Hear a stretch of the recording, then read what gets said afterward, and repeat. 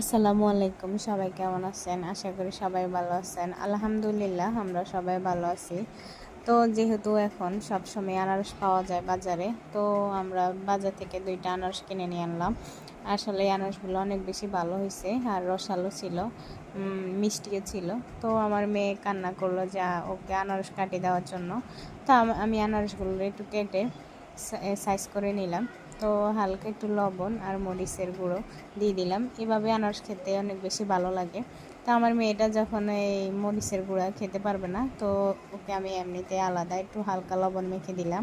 আর আমি একটু হালকা মরিচের গুঁড়ো আর লবণ দিয়ে মেখে খেলাম। মাশাল্লাহ অনেক বেশি ভালো লাগছে।